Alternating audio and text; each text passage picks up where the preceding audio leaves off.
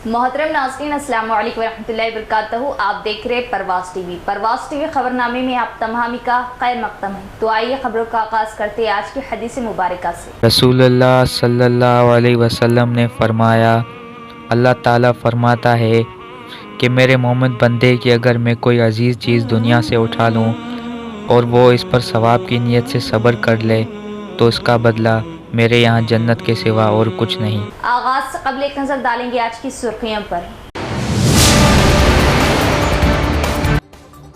मजहब के नाम पर सियासत करना बीजेपी का शेवा, हिंदू मुस्लिम करते हुए बीजेपी मुल्क के अवाम को बांट रही। वज़ीर आज़म मोदी का बयान काबिले मजम्मत। तमाम तबकात की फलाह कांग्रेस से मुमकिन, अवाम कांग्रेस को वोट दे, सीएम रेवंत रेड्डी।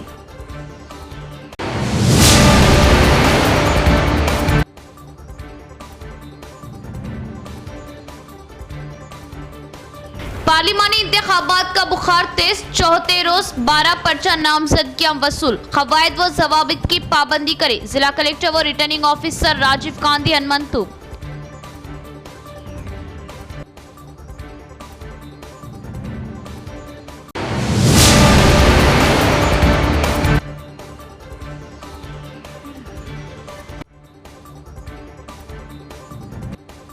वजीर आला का ओहदा संभालने के बाद चीफ मिनिस्टर रेवंत रेड्डी की जिला आमद, वालाना इस्तकबाल, जल से आम से खिताब व रैलियां।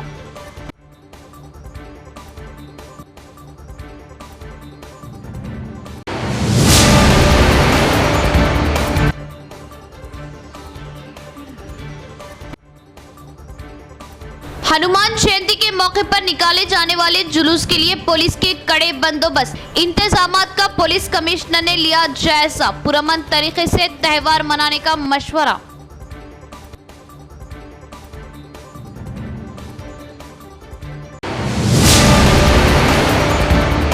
अब खबरें तफसील से।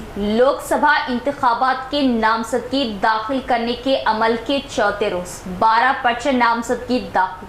अब तक कुल 28 पर्चे नामजदगी दाखिल किए गए। इलेक्शन रिटर्निंग ऑफिसर जिला कलेक्टर राजीव गांधी हनुमंतु का बयान। निज़ामाबाद लोकसभा हल्के की सीटों के लिए 12 पर्चेजात पार्लिमानी इंतखाबात के नामजदगियों के अमल के एक हिस्से के तौर पर निज़ामाबाद जिला मरकज़ में कलेक्टर के दफ्तर में इलेक्शन रिटर्निंग ऑफिसर के दफ्तर में चौथे रोज दाखिल किए गए। रिटर्निंग ऑफिसर जिला कलेक्टर राजीव गांधी हनुमंतु ने कहा कि सैयद असगर, जो पहले ही आज़ाद उम्मीदवार के तौर पर अपना पर्चा नामजदगी दाखिल कर चुके हैं, ने चौथे दिन पर्चा नामजदगी का दूसरा सीट जमा कराया। इसी तरह इन्होंने वजाहत की कि बाजिरेड्डी गोवर्धन ने बीआरएस उम्मीदवार के तौर पर पर्चा नामजदगी का तीसरा सीट जमा कराया है। इसके अलावा बहुजन मुक्ति पार्टी उम्मीदवार देवी श्रीनिवास ने भी पर्चा नामजदगी का तीसरा सीट और भारतीय जनता पार्टी उम्मीदवार अरविंद धर्मपुरी ने पर्चा नामजदगी का दूसरा सीट दाखिल किया। इलेक्शन रिटर्निंग ऑफिसर ने कहा कि इनके साथ डेमोक्रेटिक रिफॉर्मर्स पार्टी के इत्तेहाद के उम्मीदवार के तौर पर युगेंद्र और माना तेलंगाना राष्ट्र समवक्या पार्टी के उम्मीदवार के तौर पर पी अशोक ने पर्चा नामजदगी दाखिल किया। इन्होंने कहा कि धर्म समाज पार्टी के उम्मीदवार के तौर पर के सुमन, आज़ाद उम्मीदवार के तौर पर आर राजेंद्र और आर श्रीनिवास ने दूसरे सीट में पर्चा नामजदगी दाखिल किया। नेशनल कांग्रेस पार्टी उम्मीदवार के तौर पर विट्ठल मालावत, आज़ाद उम्मीदवार के तौर पर के प्रशांत और योगा तुलसी पार्टी के उम्मीदवार के तौर पर के श्रीनिवास ने पर्चा नामजदगी दाखिल की। रिटर्निंग ऑफिसर राजीव गांधी हनुमंतु ने वजाहत की कि निज़ामाबाद पार्लिमानी हल्के सीट के लिए अब तक कुल 28 पर्चे नामजदगी दाखिल किए गए। मुसलमानों के खिलाफ जहर उगाते हुए वज़ीर आज़म मोदी मुल्क में नफरत फैला रहे। 10 साला दौर इख्तिदार में मोदी ने सिर्फ मजहब की सियासत की और वोट हासिल की। मुल्क की जुमला तरक्कियात कांग्रेस की देन है। अवाम कांग्रेस को वोट देकर भारी अक्सरियत से कामयाब हुई।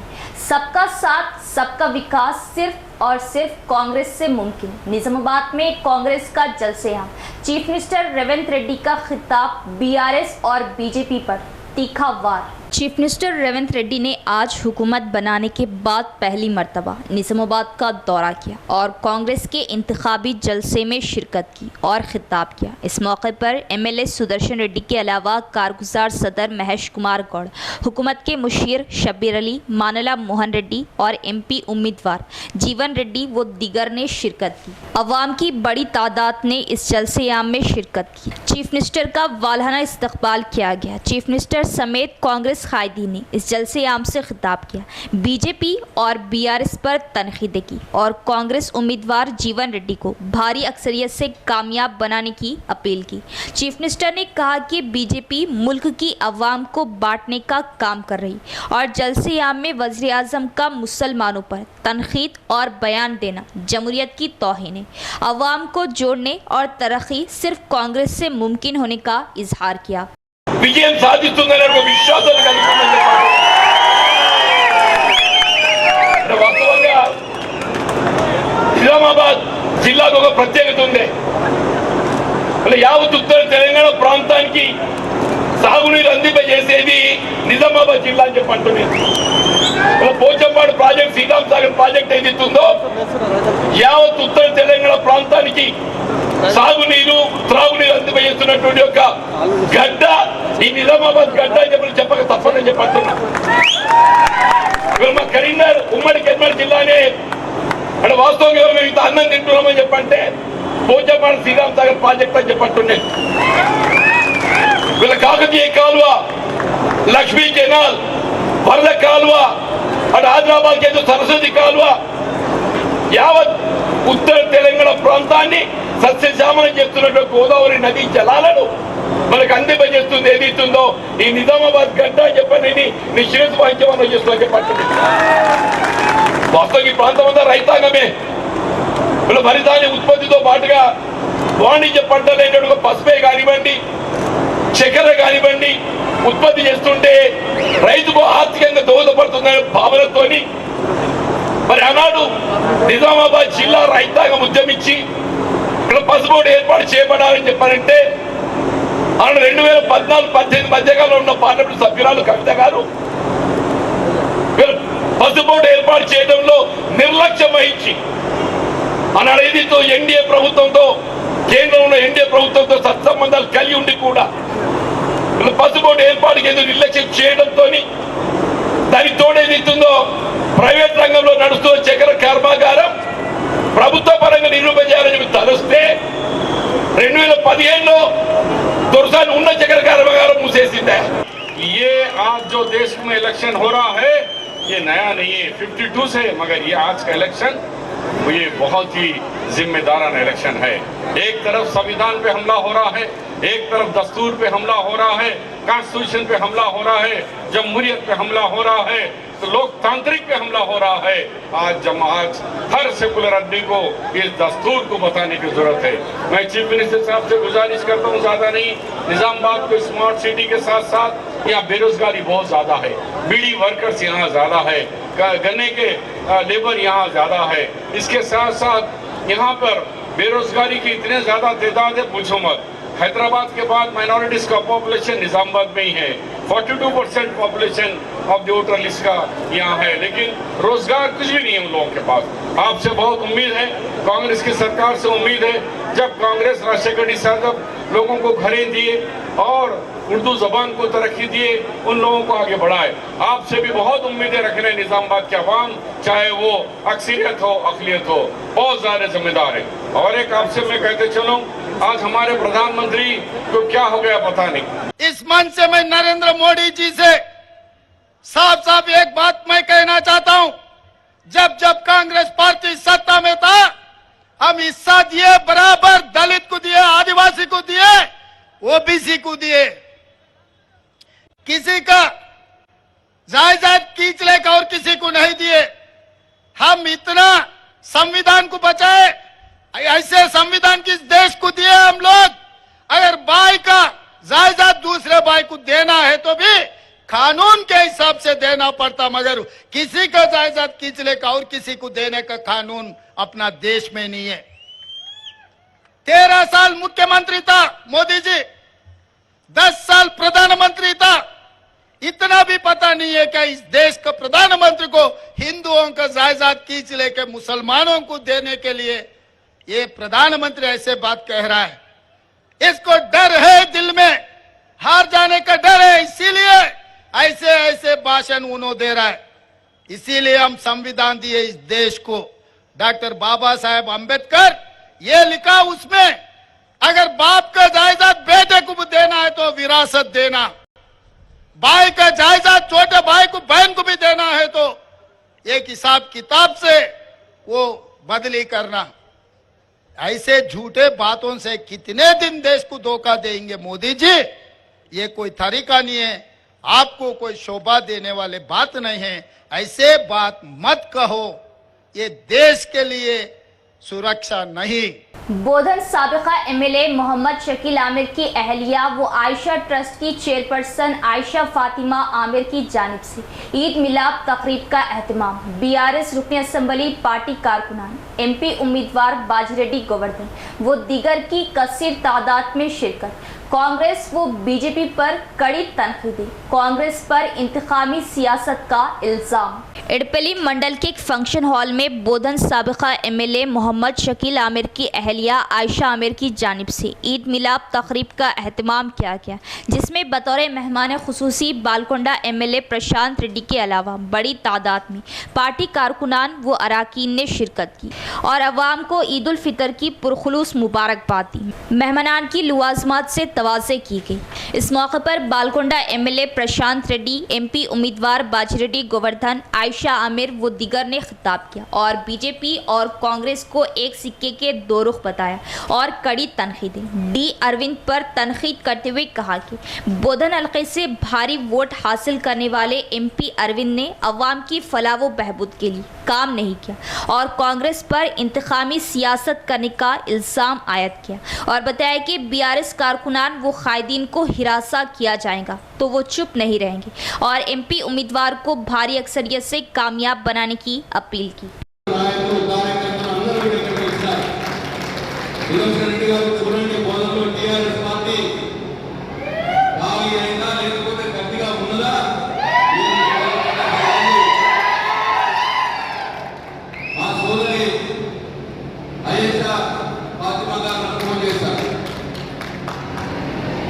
నియోజకవర్గ స్థాయి మీటింగ్ అంటే క్యాండిడేట్ వస్తారు, తర్వాత నియోజకవర్గ స్థాయి నాయకులు ఉంటారు.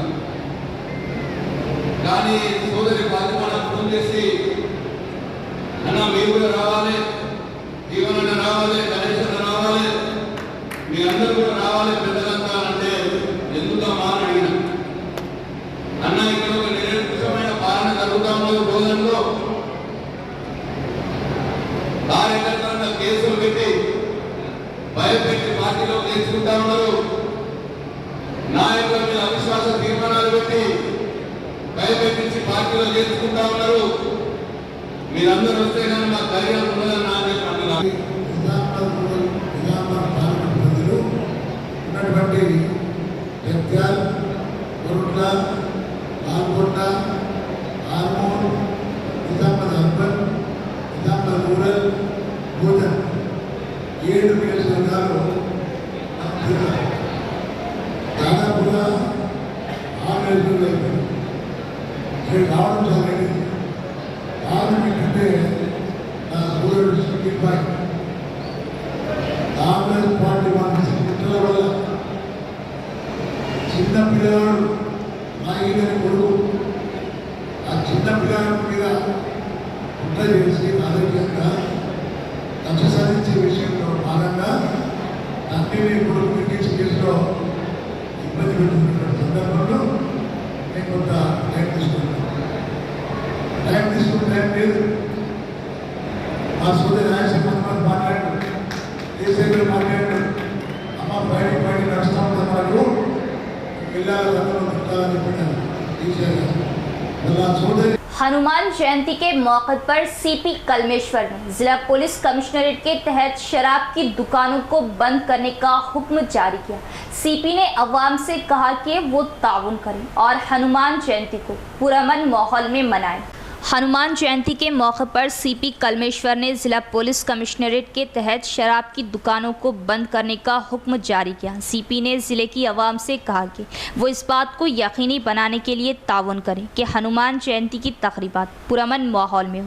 ताहम शराब के शायकीन और बार शॉप के मुंतजमीन पेश की शराब की भारी मिकदार ले जा रहे हैं और ज़ख़ीरा कर रहे हैं। सीपी कलमेश्वर ने इस माह की 22 तारीख की शाम 6 बजे से चारशंबे की सुबह तक पूरे ज़िले में शराब की दुकानें, बार और डिपो बंद रखने के अहकामात जारी किए हैं। ताहम चूँकि हुक्काम ने पेश की इत्तला दी है, शराब के शौकीन शराब की दुकानों से अपनी मतलूबा शराब पेश की खरीद रहे। वो कल्लू की दुकानों में जितने पैकेट की ज़रूरत होती है ले जाते हैं। बार शॉप चलाने वाले बड़ी मिकदार में शराब खरीद कर ज़ख़ीरा कर रहे हैं। सीपी कलमेश्वर के हुक्म पर शराब की दुकानें बंद होने के बाद बार शॉप चलाने वाले दुगनी कीमत पर लाई हुई शराब बेचकर अवाम को लूटने की कोशिश कर रहे हैं। शहर में मुनक़िदा इंतखाबी जलसे-ए-आम में सीएम रेवंत रेड्डी की हेलीकॉप्टर के जरिए आमद। पार्टी कायदीन व कारकुनान ने जिंदाबाद के नारों के साथ सीएम रेवंत रेड्डी का किया पुरतपाक इस्तकबाल। सीएम रेवंत रेड्डी जिले मरकज़ के चीफ मिनिस्टर का ओहदा संभालने के बाद पहली बार जिले के दौरे के लिए हेलीकॉप्टर में जीजी कॉलेज ग्राउंड के हेलीपैड पर उतरे। कांग्रेस पार्टी के तमाम कायदीन ने सीएम रेवंत रेड्डी का पुरतपाक इस्तकबाल किया। कांग्रेस पार्टी कायदीन और कारकुनों ने जिंदाबाद के नारों के साथ सीएम रेवंत रेड्डी का इस्तकबाल किया। इसके बाद सीएम रेवंत रेड्डी एक बहुत बड़े काफिले के साथ खदीम कलेक्ट्रेट में मुनक़िद एक बहुत बड़े जलसे-ए-आम के लिए रवाना हुए। वज़ीर आला की आमद के साथ ही किसी भी नाखुशगवार वाक़े से बचने के लिए तमाम एहतियाती तदाबीर इख्तियार करते हुए पुलिस फोर्स को अलर्ट कर दिया गया। साबिक़ा कॉरपोरेटर मुजाहिद खान की जानिब से और क़ियादत में चीफ मिनिस्टर रेवंत रेड्डी की आमद के मौके पर शानदार बाइक रैली का इनेकाद। बड़ी तादाद में नौजवानों ने बाइक रैली में की शिरकत। चीफ मिनिस्टर का किया वालहाना इस्तकबाल। इंतखाबी सरगर्मियां अपने पूरे उरूज को पहुंच रही। आज कांग्रेस उम्मीदवार जीवन रेड्डी की जानिब से पर्चा नामजदगी का ऐलान किया गया और जलसे-ए-आम का इनेकाद अमल में लाया गया, जिसमें मेहमान खुसूसी के तौर पर चीफ मिनिस्टर रेवंत रेड्डी ने शिरकत की। हुकूमत साजी के बाद पहली मरतबा चीफ मिनिस्टर की निज़ामाबाद आमद पर वालहाना इस्तकबाल किया गया। इस मौके पर साबिक़ा कॉरपोरेटर मोहम्मद मुजाहिद खान की जानिब से चीफ मिनिस्टर के वालहाना इस्तकबाल के तौर पर शानदार बाइक रैली बोधन रोड से निकाली गई, जिसमें बड़ी तादाद में मुकामी नौजवानों ने शिरकत की। चीफ मिनिस्टर की आमद पर नौजवानों और पार्टी कारकुनान में जोश देखा गया। ये रैली मुख्तलिफ इलाकों से होकर जलसे गांव पहुंची, जहां चीफ मिनिस्टर का वालहाना इस्तकबाल किया। मोहम्मद मुजाहिद खान व दीगर ने चीफ मिनिस्टर रेवंत रेड्डी से मुलाकात की और कांग्रेस की जीत को यकीनी बताया और कांग्रेस को वोट देने की अवाम से अपील की। हुन्नाजी पेट सोसाइटी चेयरमैन के खिलाफ अदम एतमाद तहरीक पेश की गई। डीसीओ श्रीनिवास राव की मौजूदगी में मुनक़िदा इस इजलास में तहरीक अदम एतमाद मंजूर होने के बाद चेयरमैन राजेंद्र रेड्डी ने इस्तीफा पेश किया। डायरेक्टर्स की अक्सरियत ने हुन्नाजी पेट सोसाइटी चेयरमैन के खिलाफ अदम एतमाद की तहरीक पेश की। डीसीओ श्रीनिवास राव की मौजूदगी में मुनक़िदा मीटिंग में अदम एतमाद की तहरीक मंजूर होने के बाद चेयरमैन राजेंद्र रेड्डी को इस्तीफा देना पड़ा। दरपली मंडल के तहत Hunnajipet agriculture cooperative society chairman DCO Srinivas Rao ने पीर को तहरीक अदम एतमाद पर इजलास मुनक़िद किया। सोसाइटी के डायरेक्टर्स की अक्सरियत ने अदम एतमाद के हक़ में वोट दिया और चेयरमैन राजेंद्र रेड्डी को अदम एतमाद का वोट दिया गया। इस मौके पर डीसीओ श्रीनिवास राव ने कहा कि सोसाइटी के डायरेक्टर्स ने अप्रैल को तहरीक अदम एतमाद लाने के लिए कहा था और इन्होंने तमाम अरकान को 4 नोटिस जारी करते हुए पीर को इजलास का एहतमाम किया था। इस मीटिंग में इन्होंने ऐलान किया कि सोसाइटी के डायरेक्टर्स ने एक तरफा तौर पर तहरीक अदम एतमाद की हिमायत की है। नए चेयरमैन का इंतखाब होने तक वाइस चेयरमैन एम रामलू को जिम्मेदारियां सौंपी गई। इस प्रोग्राम में chairman society, vice chairman Ramulu, directors व दीगर भी मौजूद थे। ఈరోజు అంటే ప్రాథమిక వ్యవసాయ పరపతి సంఘం హొన్నాజిపేట్ మండలము దర్పల్లి మండలము ఈ సొసైటీ అధ్యక్షుడు ఎం రాజేందర్ రెడ్డి గారి మీద అవిశ్వాస తీర్మానం ముందే ప్రవేశపెట్టారు. ఈ నెల 4వ తారీఖు నాడు, ఈ రోజు 22వ తారీఖు నాడు సమావేశం, పాలకవర్గ సభ్యుల సమావేశం ఏర్పాటు చేసి ఆ సమావేశంలో అవిశ్వాస తీర్మానం మీద చర్చ మరియు ఓటింగ్కి ఏర్పాటు చేశాము. నోటీసులు అందరికీ సర్వ్ అయినాయి. అయితే మన ప్రెసిడెంట్ గారు కోఆపరేటివ్ ట్రిబ్యునల్లో అప్పీల్ చేసినారు. అయితే ఇంటరిమ్ అప్లికేషన్ డిస్మిస్ చేసి, అంటే స్టే ఇవ్వలేదు, డిస్మిస్ చేసింది. అందులో భాగంగా ఈరోజు మనము 22వ తారీఖు 4వ నెల 2024 ఈరోజు ఈ ప్రాథమిక వ్యవసాయ పర్పస్ సంఘం హన్నాజీపేటలో సమావేశం, పాలకవర్గ సభ్యులకు సమావేశం ఏర్పాటు చేసినాము. 11 o'clock, అంటే మొత్తము 13 మంది కమిటీ మెంబర్స్, అయితే ఒక ప్రెసిడెంట్ గారు తప్ప మిగతా 12 మంది సభ్యులు ఈ సమావేశానికి హాజరైనారు. చట్టంలో इख्तिताम से कबल एक नजर डालेंगे आज की सुर्खियों पर। मजहब के नाम पर सियासत करना बीजेपी का शेवा, हिंदू मुस्लिम करते हुए बीजेपी मुल्क के अवाम को बांट रही, वज़ीर आज़म मोदी का बयान काबिले मजम्मत। तमाम तबकात की फलाह कांग्रेस से मुमकिन, अवाम कांग्रेस को वोट दे, सीएम रेवंत रेड्डी।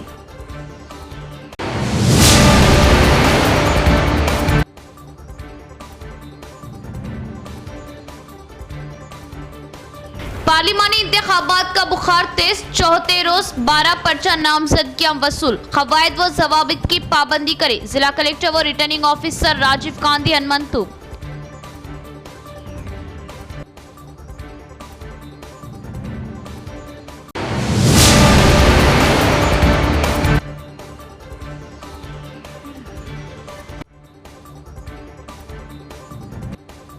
वज़ीर आला का ओहदा संभालने के बाद चीफ मिनिस्टर रेवंत रेड्डी की जिला आमद, वालाना इस्तकबाल, जल्द से आम से खिताब व रैलियां।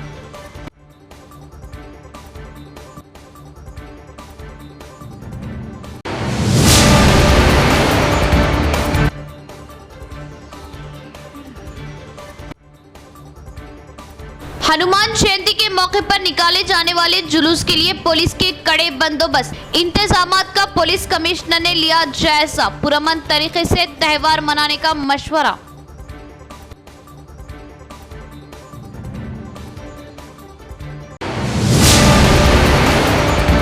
तो ये थी खबरों की तफसील। इंशाल्लाह मज़ीद खबरों के साथ फिर मुलाकात होगी। तब तक देखते रहे परवाज़ टीवी। अब दे इजाज़त, अल्लाह हाफ़िज़।